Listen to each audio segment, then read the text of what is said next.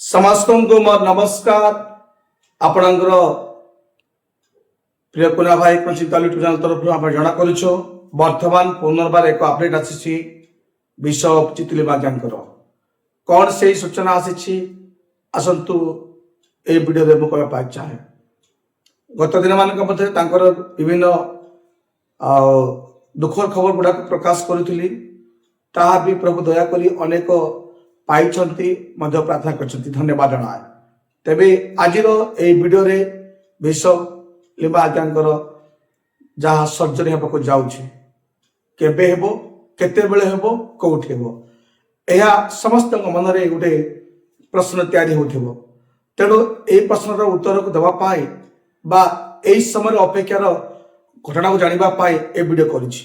तेबे सुनंतु प्रिय बिशप लिम्बा आज्ञा निजे प्रकाश करछंती आज अर्थात 20/1/2026 सालर ए मंगलवार दिन अपराह्न ओली बा संध्या ओली 7टा समय मेडिकल को जीवार कार्यक्रम रही।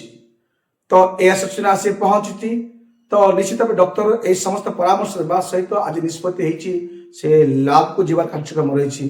सर्जरी लैब को जीवे आपर जीवा पूर्व से चाहिए समस्त प्रार्थना कारण प्रार्थनार उपकारिता महान अटे। से आशा लक्ष्य रखी आज ओडिशा ख्रीष्टीय विश्वासी मानक से जन। तेज आसतु प्रिय प्रभु को लोक मैंने विनती मुझे अनुरोध करे दया बही उत्तम अस्त्रोपचार जपरी प्रभु को दयार हो पार डॉक्टर मान प्रभु जपरी सुज्ञान दे समस्त कार्य करने निमंते साहाय्य करेंगे एपाई यह जना करुचु प्रार्थना करंतु।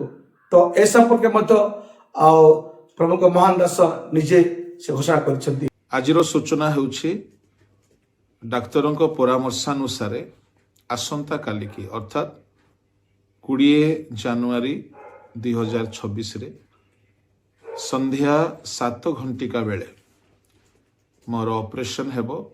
मोर लेफ्ट हाथर हाड़ भांगी जाइछि किसी असुविधा नहीं किंतु खाली जो हाड़ दी खंड होती बाम हाथर तार सर्जरी ऑटोमेटिक प्रभु करेंगे मो विश्वास करुच्ची धैर्य और साहस प्रार्थना आवश्यक रही। Thank you. प्रत्येक दर्शक बंधु मान यह शुणी देखी जानी केवल आप प्रार्थना गोटे मुहूर्त समय दिंतु। धन्यवाद। नमस्कार।